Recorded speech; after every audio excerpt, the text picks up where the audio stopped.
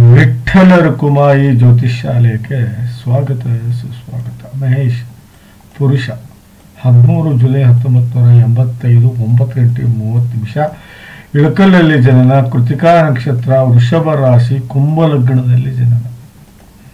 ನೋಡಿ, ಕುಂಭ ಲಗ್ನದಲ್ಲಿ ಜನನ ಬಹಳ ಒಳ್ಳೆಯ ಲಗ್ನ ರೀ ಕುಂಭ ಲಗ್ನ.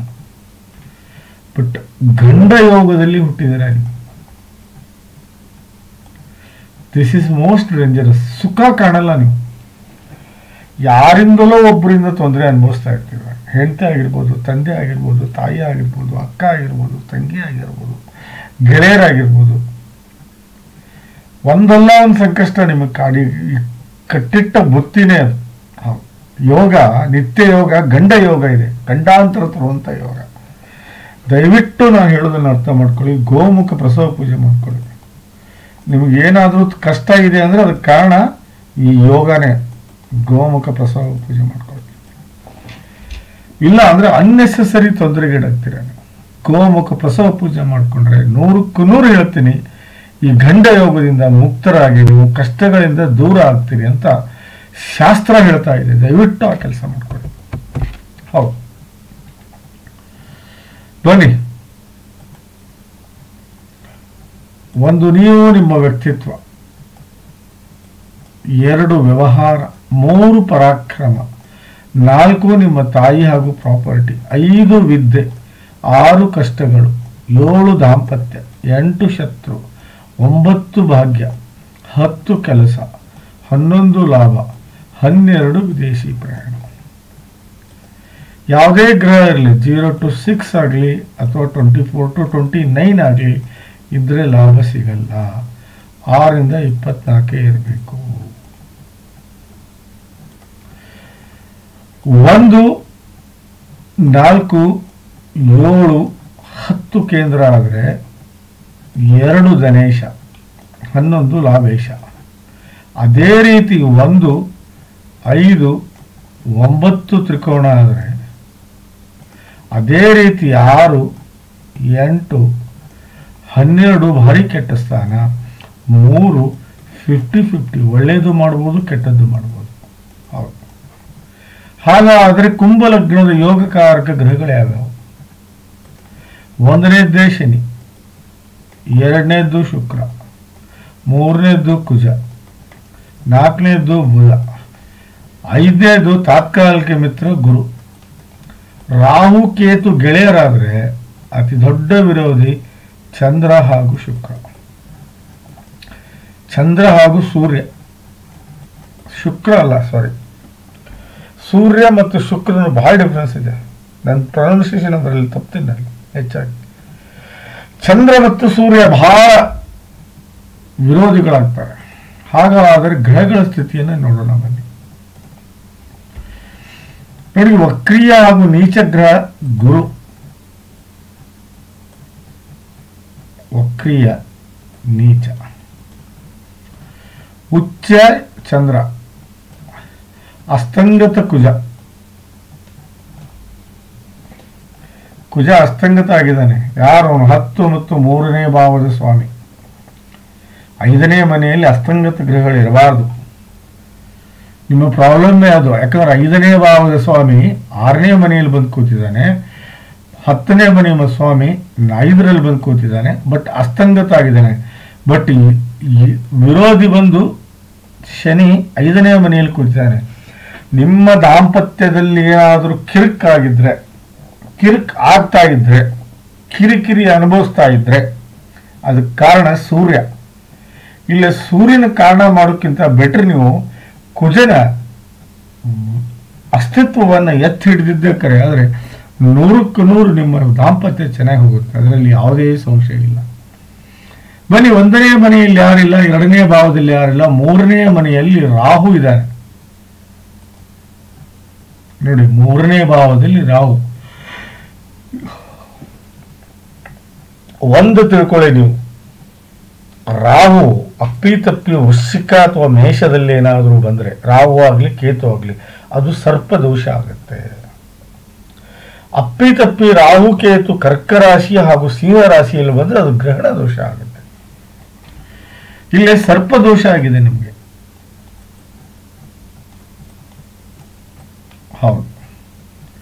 ಏನಾಗುತ್ತೆ ಹಾಗಾದ್ರೆ ಸರ್ಪದೋಷ ಆದ್ರೆ ಏನಾಗುತ್ತೆ? ಸರ್ಪದೋಷ ಆದ್ರೆ ಏನಾಗುತ್ತೆ ಬನ್ನಿ ಹೇಳ್ತೀನಿ ನಾನು ನಿಮ್ಗೆ. ಏನಾಗುತ್ತೆ ಅಂದ್ರೆ ಅಕ್ಕ ತಂಗಿ ಅಣ್ಣ ತಮ್ಮ ಕಸಿನ್ ಜೊತೆಗೆ ಒಳ್ಳೆ ಸಂಬಂಧ ಉಳಿಯೋದಿಲ್ಲ. ಬಹಳ ಧೈರ್ಯಶಾಲಿಯಾಗಿರೋದಿಲ್ಲ, ನೀವು ಬಾಡಿಯಲ್ಲಿ ಸ್ಟ್ರೆಂತೇ ಇರೋದಿಲ್ಲ, ಆಟಗಳಲ್ಲಿ ರುಚಿ ತೋರಿಸೋದಿಲ್ಲ, ಕೆಲಸದ ಕೆಪಾಸಿಟಿ ಅಷ್ಟು ಹೇಳ್ಕೊಳ್ಳೋಷ್ಟು ಇರೋದಿಲ್ಲ, ಹಾರ್ಡ್ ವರ್ಕರ್ ಆಗಿರೋದಿಲ್ಲ.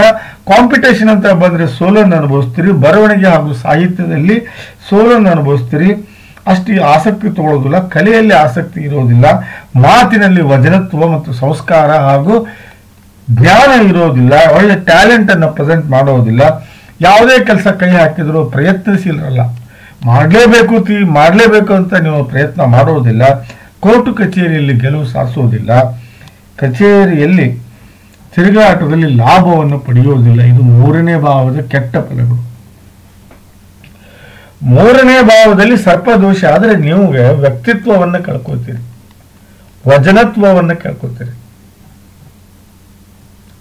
ಯಾವ ಕೆಲಸವೂ ಇನ್ ಟೈಮ್ ಆಗೋದಿಲ್ಲ. ಹೌದು, it will take time. Assume that ನೀವು ಶಿವಮೊಗ್ಗದಿಂದ ನೀವು ದಾವಣಗೆರೆ ಬರ್ಬೇಕಂದ್ರೆ ಅದು ಭಾಳ ಅಂದ್ರೆ 1 hour 45 minutes ಟೈಮ್ ಬೇಕು ಬಸ್ಸಲ್ಲಿ ಬಂದರೆ. ಬಟ್ ನೀವು 4 ತಾಸು ತಗೋತೀರ. ಕಾರಣ ಎಲ್ಲವನ್ನೂ ಡಿಲೇ ಆಗುತ್ತೆ, ಎಲ್ಲವೂ ಬೇಗ ಆಗೋದಿಲ್ಲ, ಎಲ್ಲವೂ ಕಷ್ಟಕರ ಆಗುತ್ತೆ, ಎಲ್ಲವೂ ಸುಲಭವಾಗಿ ಆಗೋದಿಲ್ಲ, ಎಲ್ಲವೂ ನೀವು ತಿಳ್ಕೊಂಡಂಗೆ ಆಗೋದಿಲ್ಲ, ಎಲ್ಲವೂ ಡಿಲೇ ಆಗುತ್ತೆ. ದಯವಿಟ್ಟು ನಾಗ ಪ್ರತಿಷ್ಠಾಪನೆ ನೀವು ಮಾಡ್ಕೊಳ್ಳೋದು ಬಹಳ ಬೆಟರ್. ನಾಗ ಪ್ರತಿಷ್ಠಾಪನೆ ಮಾಡ್ಕೊಳ್ಳಿ. ಹೌದು, ಸರ್ಪದೋಷಕ್ಕೆ ನಾಗ ಪ್ರತಿಷ್ಠಾಪನೆ ನೀವು ಮಾಡ್ಕೊಂಡಿದ್ದಕ್ಕೆ ಆದರೆ ಇಲ್ಲಿ ರಾಹುಕೇತು ಶಾಂತಿ ಆಗ್ತಾರೆ, ಒಳ್ಳೆ ಫಲ ಸಿಗುತ್ತೆ. ಉಚ್ಚ ಚಂದ್ರ ಬಿಟ್ಟಾಕಿ 6ನೇ ಮನೆ ಸ್ವಾಮಿ, ಶುಕ್ರ ಸ್ವಗೃಹಿಯಾಗಿದ್ದಾರೆ. ಯಾರು ಇವರು? 4 ಮತ್ತು 9ನೇ ಭಾವದ ಸ್ವಾಮಿ 4ನೇ ಮನೆಯಲ್ಲೇ ಇದ್ದಾರೆ. ಸೊ ನಿಮ್ಗೆ 4ನೇ ಭಾವದ ಫಲ ಎಲ್ಲವೂ ಸಿಗ್ತವೆ, ಅದು ಅಲ್ಲದೆ 9ನೇ ಭಾವದ ಫಲವೂ ಸಿಗುತ್ತೆ ನಿಮಗೆ.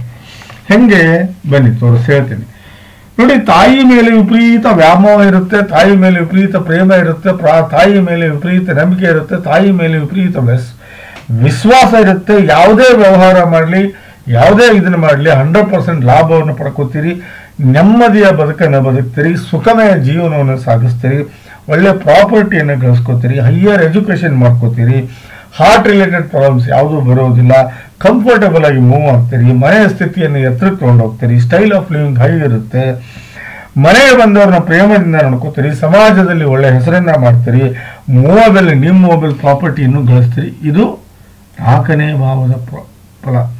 ಮೂವಬೆಲ್ ಅಂದ್ರೆ ಆಭರಣ, ವೆಹಿಕಲ್ಲು ಇತ್ಯಾದಿಗಳನ್ನ, ಇಮ್ಮೊಬೈಲ್ ಅಂದ್ರೆ ಮನೆ, ತೋಟ, ಶಾಪು, ಹೊಲ ಇವುಗಳನ್ನ ಖರೀದಿ ಮಾಡ್ತೀರಿ ಅಂತ ಅದು ಅರ್ಥ. ಅದೇ ರೀತಿ ಮನೆಯಲ್ಲಿ ನೆಮ್ಮದಿ ತಗೊಂಡ್ಬರ್ತೀರಿ, ಪುಣ್ಯದ ಕೆಲಸ ಮಾಡ್ತೀರಿ, ಬಹಳ ಲಕ್ಕಿಯಾಗಿರ್ತೀರಿ, ದೇವರ ಆಶೀರ್ವಾದ ಸಿಗುತ್ತೆ, ಸಂಬಂಧಿಗಳಿಗೆ ಸಹಾಯ ಮಾಡ್ತೀರಿ, ಗೆಲುವು ಸದಾಯಿಂದಾಗಿರುತ್ತೆ, ಸುಖಮಯ ಜೀವನವನ್ನು ಸಾಗಿಸ್ತೀರಿ, ಸಾಧನೆಗೆ ದಾರಿ ಮಾಡ್ಕೋತೀರಿ, ತಂದೆ ಜೊತೆಗೆ ಒಳ್ಳೆಯ ನಿಕಟ ಸಂಬಂಧ ಇರುತ್ತೆ, ಏನೇ ಇಷ್ಟಪಟ್ಟರು ಪ್ರಾಪ್ತಿಯನ್ನು ಪಡ್ಕೋತೀರಿ, ಭಾಗ್ಯವಂತರಾಗಿರ್ತೀರಿ, ಧರ್ಮವನ್ನು ನಂಬ್ತೀರಿ, ಗುರುವಿನ ಆಶೀರ್ವಾದ ಸದಾ ನಿಮ್ಮ ಮೇಲೆ ಇರುತ್ತೆ. ಇದು 9ನೇ ಭಾವದ ಫಲ. ಸಾಕಾ? ನೋಡಿ, ಇದು 9ನೇ ಭಾವದ ಫಲ. ಶುಕ್ರ ಕೇಂದ್ರದಲ್ಲಿದ್ದಾನೆ, ಸ್ವಂತ ಮನೆಯಲ್ಲಿದ್ದಾನೆ. ಯಾವಾಗಲೂ ಹೇಳ್ತೀನಿ, ಪಂಚಮಹಾಪುರುಷ ರಾಜಯೋಗ 1 ಮತ್ತು 4 ಮತ್ತು 7 ಮತ್ತು 10 ಸ್ವಗ್ರಹ ಇಲ್ಲ ಉಚ್ಚ ಸ್ಥಾನದಲ್ಲಿ ಬಂದರೆ 100ಕ್ಕೆ 100 ಆಗುತ್ತೆ ಅಂತ ಹೇಳಿ ನಾನು. ಇದು 9ನೇ ಭಾವ, ಸಾರಿ ಕ್ಷಮಿಸ್ಬೇಕು, ಇದು 9ನೇ ಭಾವ, 10ನೇ ಭಾವ ಇದು. ಸೊ ಇಲ್ಲಿ ಸ್ವಗ್ರಹದಲ್ಲಿರೋದ್ರಿಂದ ಬುಧನಿಂದ ಭದ್ರ, ಕುಜನಿಂದ ರುಚಕ, ಗುರುವಿಂದ ಹಂಸ, ಶನಿಯಿಂದ ಸಸ, ಗುರುನಿಂದ ಮಾಲಿವ್ಯ ಮಹಾಪುರುಷ ರಾಜಯೋಗ ಆಗಿದೆ ನಮಗೆ.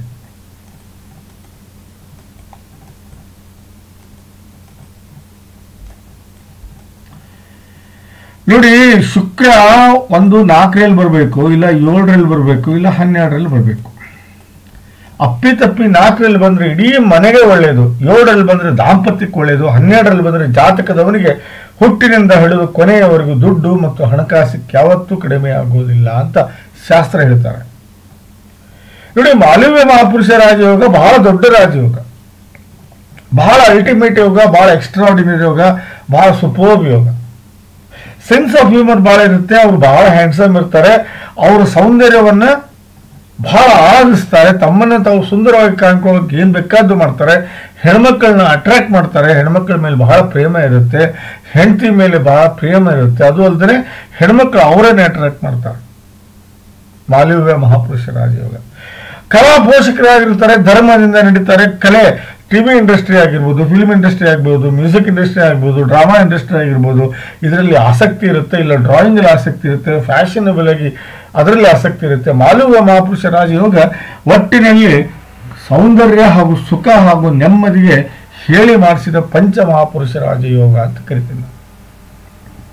ಯಾರ ಜಾತಕದಲ್ಲಿ ಮಾಲವ್ಯ ಮಹಾಪುರುಷ ರಾಜಯೋಗ ಗೊತ್ತವ್ರಿಗೆ ಒಳ್ಳೆ ತಂದೆ ತಾಯಿ, ಅಣ್ಣ ತಮ್ಮ, ಅಕ್ಕ ತಂಗಿ, ಯಶಸ್ಸು, ಆರೋಗ್ಯ, ಐಶ್ವರ್ಯ, ಕೀರ್ತಿ, ಸಕಲ ಸಮರ್ಪಕ ಸಂಪೂರ್ಣ ಫಲವನ್ನು ಅನುಭವಿಸುತ್ತಲ್ದೇನೆ ಒಳ್ಳೆ ಸಂಪತ್ತು, ಒಳ್ಳೆ ಐಶ್ವರ್ಯ, ಒಳ್ಳೆ ಪ್ರಾಪರ್ಟಿ, ಒಳ್ಳೆ ಜ್ಞಾನ, ವಿದ್ಯೆ, ಬುದ್ಧಿ, ಒಳ್ಳೆ ದಾಂಪತ್ಯ, ಒಳ್ಳೆ ಗಂಡ ಮಕ್ಕಳು, ಯಶಸ್ಸು, ಕೀರ್ತಿ, ಸಾಧನೆ, ಸಮರ್ಥ ಮಾನಸಿಕ ಹಾಗೂ ದೈಹಿಕ ಶಕ್ತಿ, ಸಾಮಾಜಿಕ ಹಾಗೂ ಧಾರ್ಮಿಕ ಮುಖ್ಯ ಕೆಲಸಗಳು, ಮಾನ ಪ್ರತಿಷ್ಠೆ, ಸ್ಥಾನ ಮಾನ, ಯಶಸ್ಸು, ಕೀರ್ತಿ, ಆರೋಗ್ಯ, ಆಯುಷ್ಯವನ್ನು ಪಡ್ಕೊಂಡು ಬಹಳ ಸುಖಮಯ ಜೀವನವನ್ನು ಸಾಗಿಸ್ತಾರೆ. ಇದು ಮಾಲವ್ಯ ಮಹಾಪುರುಷ ರಾಜಯೋಗದ ಫಲ. ಎಕ್ಸ್ಟ್ರಾಆರ್ಡಿನರಿ ಸರ್, ಒಳ್ಳೆ ಯೋಗ ಇದು. ನೋಡಿ, ಇವನು ಅಸ್ತಂಗತ ಆಗಿದ್ದಾನೆ ಕುಜ. ದಯವಿಟ್ಟು ನಾನು ಹೇಳೋದನ್ನ ಅರ್ಥ ಮಾಡ್ಕೊಳ್ಳಿ. ಇವನು 5ನೇ ಭಾವದಲ್ಲಿ ಕೂತಿದ್ದಾನೆ, ಇವನು 10ನೇ ಭಾವದ ಸ್ವಾಮಿ ಪ್ಲಸ್ 3ನೇ ಭಾವದ ಸ್ವಾಮಿ. ಯಾವ ಫಲನೂ ನಿಮ್ಗೆ ಸಿಗಲ್ಲ. ಅವಾಗ 7 ಕ್ಯಾರೆಟ್ ನೀವು ಹವಳ ಹಾಕ್ಲೇಬೇಕು. ಹವಳ ಹಾಕಿದ್ರೆ ನಿಮ್ಮ ಅರ್ಧ ಪ್ರಾಬ್ಲಮ್ ಸಾಲ್ವ್. ನೋಡಿ ಸರ್, ಹೌದು, ಅರ್ಧ ಪ್ರಾಬ್ಲಮ್ 80% ಪ್ರಾಬ್ಲಮ್ ಸಾಲ್ವ್. ಹೌದು, ನನ್ನ ಹತ್ರ ಸಿಗುತ್ತೆ ಹವಳ.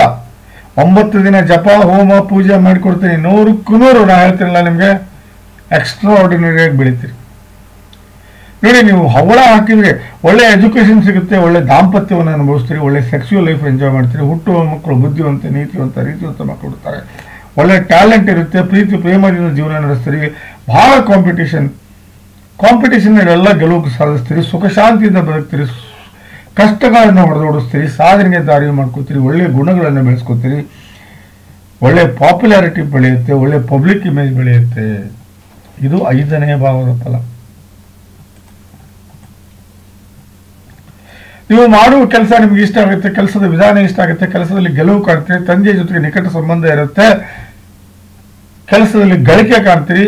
ಅದು ಅಲ್ಲದೆ ಮಾನ ಪ್ರತಿಷ್ಠೆ, ಸ್ಥಾನ ಮಾನ, ಸಂಪತ್ತು, ಐಶ್ವರ್ಯ, ಕೀರ್ತಿ, ಆರೋಗ್ಯ, ಆಯುಷ್ಯವನ್ನು ಪಡ್ಕೊಂಡು ಬಹಳ ಸುಖಮಯ ಜೀವನವನ್ನು ಸಾಗಿಸ್ತೀರಿ. ಇದು 10ನೇ ಭಾವದ ಫಲ. 3ನೇ ಭಾವದ ಫಲ ಸಿಗುವುದಿಲ್ಲ ನಿಮ್ಗೆ. ಯಾಕಂದ್ರೆ ಇಲ್ಲಿ ರಾಹು ಇದ್ದಾನೆ, ಪ್ಲಸ್ ನೀವು ಅಸ್ತಂಗತ ಇದ್ದಾನೆ. ಇಲ್ಲಿ 7 ಕ್ಯಾರೆಟ್ ನೀವು ಹವಳ ಹಾಕಿದ್ರೆ ನಿಮ್ಗೆ 3ನೇ ಭಾವದ ಫಲ. ಅಕ್ಕ ತಂಗಿಯರ ಜೊತೆಗೆ ಸಂಬಂಧ ಚಲೋ ಇರುತ್ತೆ, ಬಹಳ ಧೈರ್ಯಶಾಲಿ ಆಗಿರ್ತೀರಿ, ಆಟಗಳಲ್ಲಿ ರುಚಿ ತೋರಿಸ್ತೀರಿ, ಬಾಡಿಯಲ್ಲಿ ಸ್ಟ್ರೆಂತ್ ಇರುತ್ತೆ, ಕೆಲಸದ ಕೆಪಾಸಿಟಿ ಎಕ್ಸ್ಟ್ರಾರ್ಡಿನರಿ ಇರುತ್ತೆ, ಹಾರ್ಡ್ ವರ್ಕರ್ ಆಗಿರ್ತೀರಿ, ಏನೇ ಕಾಂಪಿಟೇಷನ್ ಅಂತ ಬಂದರೆ ಗೆಲುವು ಸಾಧಿಸ್ತೀರಿ, ಬರವಣಿಗೆ ಹಾಗೂ ಸಾಹಿತ್ಯದ ಮತ್ತು ಕಲೆಯಲ್ಲಿ ಆಸಕ್ತಿಯನ್ನು ತೋರಿಸ್ತೀರಿ, ಮಾತಿನಲ್ಲಿ ವಚನತ್ವ ಇರುತ್ತೆ, ಟ್ಯಾಲೆಂಟ್ ಇಂದ ಜೀವನ ಮಾಡ್ತೀರಿ, ಪ್ರಯತ್ನಶೀಲರಾಗಿರ್ತೀರಿ, ಕೋರ್ಟು ಕಚೇರಿ ಅಡ್ಡಾಡೋದ್ರಲ್ಲಿ ಗೆಲುವು ಸಾಧಿಸ್ತೀರಿ, ತಿರುಗಾಟದಲ್ಲಿ ಲಾಭವನ್ನು ಪಡ್ಕೋತೀರಿ. ಇದು 3ನೇ ಭಾವದ ಫಲ. 7 ಕ್ಯಾರೆಟ್ ಹವಳ ಹಾಕಿದ್ರೆ ಮಾತ್ರ ಇವು 3 ಭಾವದ ಫಲ. ಇಲ್ಲ ಅಂದ್ರೆ ಇಲ್ಲ. ನಾನು ಹೇಳೋದನ್ನ ಅರ್ಥ ಮಾಡ್ಕೊಳ್ಳಿ. ಇಲ್ಲ ಅಂದ್ರೆ ಇಲ್ಲ, ಸಾರಿ, ಯಾವುದೇ ಕಾರಣಕ್ಕೂ ಈ ಫಲ ಸಿಗಲ್ಲ ನಿಮ್ಗೆ. ನೋಡಿ, 5ನೇ ಭಾವದ ಸ್ವಾಮಿ ಬುಧ 6ನೇ ಮನೆಯಲ್ಲಿ ಬಂದಿದ್ದಾನೆ. ದಯವಿಟ್ಟು ನಾನು ಹೇಳೋದು ಉಪಯೋಗ ಇಲ್ಲ, ಅದು ಶಾಂತಿ ಮಾಡಿಸ್ಲೇಬೇಕು. ಆಮೇಲೆ ಕೊನೆಗೆ ಹೇಳ್ತೀನಿ. ಶನಿ ಜೊತೆ ಕೇತು ಬಂದಿದ್ದಾನೆ, ಇದನ್ನು ಶ್ರಪಿತ ದೋಷ ಅಂತ ಕರಿತೀವಿ. ಉಚ್ಚ ಶನಿ ಇದ್ದಾನೆ, ಶ್ರಪಿತ ದೋಷ ಅಂತ ಕರಿತೀವಿ. ಬಟ್ ಉಚ್ಚ ಶನಿ ಇರೋದ್ರಿಂದ ಇಲ್ಲಿ ಕೇತು ಯಾವುದೇ ರೀತಿ ನಿಮಗೆ ಕೆಟ್ಟದನ್ನ ಮಾಡೋದಿಲ್ಲ. ಯಾಕಂದ್ರೆ ಶುಕ್ರ ಚೆನ್ನಾಗಿರೋದ್ರಿಂದ ಇಲ್ಲಿ ಶ್ರಪಿತ ದೋಷ ಕೌಂಟ್ ಆಗ್ತದೋ ಬಿಡ್ತದೋ ಗೊತ್ತಿಲ್ಲ. ಬಟ್ ಶನಿ ಮಾತ್ರ ದಯವಿಟ್ಟು 7 ಕ್ಯಾರೆಟ್ ನೀಲ,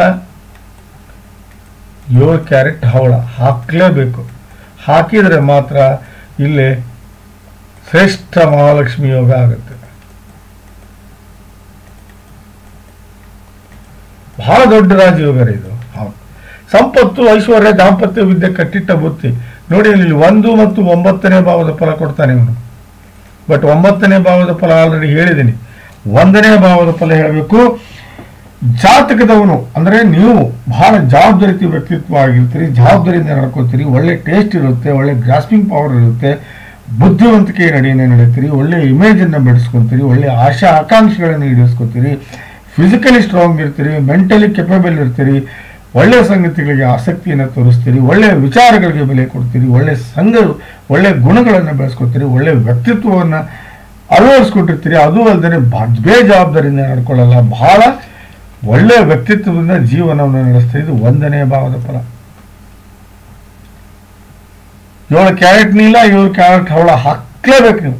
ಹೌದು, ಶ್ರೇಷ್ಠ ಮಹಾಲಕ್ಷ್ಮಿ ಯೋಗ ಬಹಳ ದೊಡ್ಡ ರಾಜಯೋಗ. ಯಾರ ಜಾತಕದಲ್ಲಿ ಶ್ರೇಷ್ಠ ಮಹಾಲಕ್ಷ್ಮಿ ಯೋಗ ಆಗುತ್ತೋ ಅವ್ರಿಗೆ ಒಳ್ಳೆ ತಂದೆ ತಾಯಿ, ಅಣ್ಣ ತಮ್ಮ, ಅಕ್ಕ ತಂಗಿ, ಯಶಸ್ಸು, ಆರೋಗ್ಯ, ಐಶ್ವರ್ಯ, ಕೀರ್ತಿ, ಸಕಲ ಸಮರ್ಪಕ ಸಂಪೂರ್ಣ ಫಲವನ್ನು ಅನುಭವಿಸುವುದಂತೆ ಒಳ್ಳೆ ಸಂಪತ್ತು, ಒಳ್ಳೆ ಐಶ್ವರ್ಯ, ಒಳ್ಳೆ ಪ್ರಾಪರ್ಟಿ, ಒಳ್ಳೆ ಜ್ಞಾನ, ವಿದ್ಯೆ, ಬುದ್ಧಿ, ಒಳ್ಳೆ ದಾಂಪತ್ಯ, ಒಳ್ಳೆ ಹೆಂಡತಿ ಮಕ್ಕಳು, ಯಶಸ್ಸು, ಕೀರ್ತಿ, ಸಾಧನೆ, ಸಮರ್ಥ ಮಾನಸಿಕ ಹಾಗೂ ದೈಹಿಕ ಶಕ್ತಿ, ಸಾಮಾಜಿಕ ಹಾಗೂ ಧಾರ್ಮಿಕ ಮುಖ್ಯ ಕೆಲಸಗಳು, ಮಾನ, ಪ್ರತಿಷ್ಠೆ, ಸ್ಥಾನ, ಮಾನ, ಯಶಸ್ಸು, ಕೀರ್ತಿ, ಆರೋಗ್ಯ, ಆಯುಷ್ಯವನ್ನು ಪಡ್ಕೊಂಡು ಬಹಳ ಸುಖಮಯ ಜೀವನವನ್ನು ಸಾಗಿಸ್ತಾರೆ ಅಂತ ಶಾಸ್ತ್ರ ಹೇಳುತ್ತೆ. ಹೌದು, ಶಾಸ್ತ್ರ ಹೇಳುತ್ತೆ.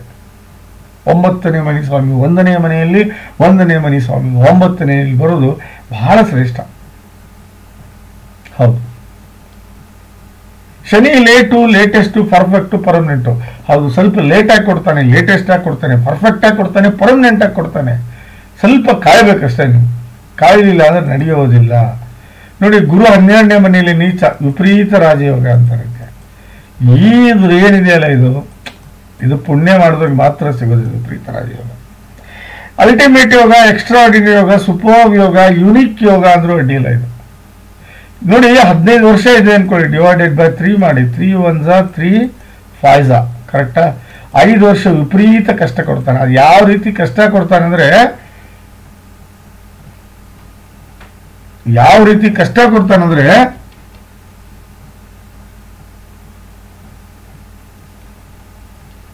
ನರಕ ನಿಮ್ಮ ಮನೆಯೊಳಗೆ ಬಂದು ಕುಂತಿದೆ ಅನ್ಬೇಕು. ನರಕ ನಿಮ್ಮ ಮನೆಯೊಳಗೆ ಬಂದು ಕುಂತಿದೆ ಅನ್ನಬೇಕು. ಇನ್ನು 5 ವರ್ಷ ರಿಲ್ಯಾಕ್ಸೇಷನ್ ಕೊಡ್ತಾನೆ, ಇನ್ನು 5 ವರ್ಷ ವಿಪರೀತ ಲಾಭ ಕೊಡ್ತಾನೆ. ಅದು ಯಾವ ಮಟ್ಟಿಗೆ ಲಾಭ ಕೊಡ್ತಾನೆ ಅಂದ್ರೆ ಅನ್ಲಿಮಿಟೆಡ್ ಲಾಭ. ಮುಟ್ಟಿದ್ದೆಲ್ಲ ವಜ್ರವೈಡೂರ್ಯ, ನಡೆದಿದ್ದೆಲ್ಲ ಚಿನ್ನದ, ಜೀವನ ಉದ್ದಕ್ಕೂ ಗಳಿಸಬೇಕಾದಂಥ ಗೌರವ, ಸಂಪತ್ತು, ಐಶ್ವರ್ಯ, ಕೀರ್ತಿ ಎಲ್ಲವನ್ನೂ ಕೊಡ್ತಾನೆ ಗುರು. ನೋಡಿ, ಶನಿ ಸೀದಾ ನಿಮ್ಮ 11ನೇ ಭಾವ ನೋಡ್ತಾನೆ, ಅದಾದ್ಮೇಲೆ ನಿಮ್ಮ 3ನೇ ಭಾವ ನೋಡ್ತಾನೆ, ಅದಾದ್ಮೇಲೆ 6ನೇ ಭಾವ ನೋಡ್ತಾನೆ. 6ರಲ್ಲಿ ಬುಧನಿಂದ ಆಗೋ ಕಷ್ಟಗಳನ್ನು ನಿವಾರಣೆ ಮಾಡ್ತಾನೆ, 3ರಲ್ಲಿ ರಾಹುವಿನಿಂದ ಆಗೋ ಇದನ್ನು ಮಾಡ್ತಾನೆ, 11ರಲ್ಲಿ ಲಾಭ ಕೊಡ್ತಾನೆ, 9ರಲ್ಲಿ ಒಳ್ಳೆ ಫ್ಯೂಚರ್ ಕೊಡ್ತಾನೆ. ಅದೇ ರೀತಿ ಕುಜ ಸೀದಾ ನಿಮ್ಮ 8ಮ ನೋಡ್ತಾನೆ, ಅದಾದ್ಮೇಲೆ ನಿಮ್ಮ 11ನೇ ಭಾವ ನೋಡ್ತಾನೆ, ಅದಾದ್ಮೇಲೆ 12ನೇ ಭಾವ ನೋಡ್ತಾನೆ.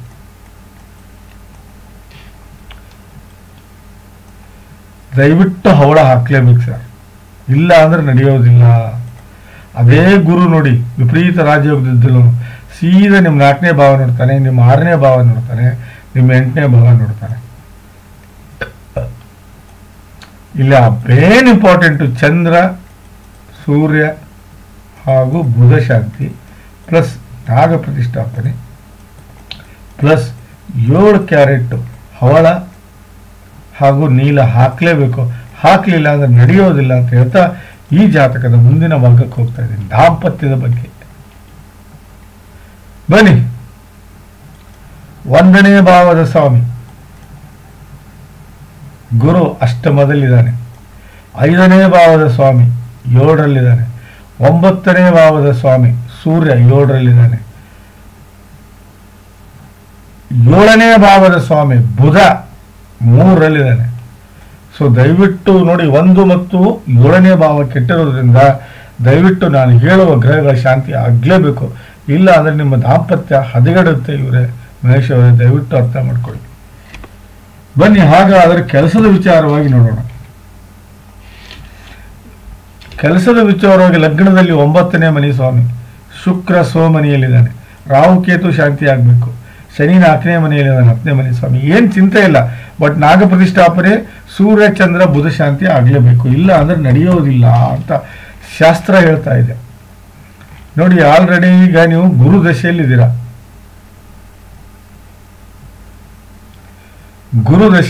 ಆಲ್ರೆಡಿ ಈಗ ವಿಪರೀತ ರಾಜಯೋಗದಲ್ಲಿದ್ದೀರಾ.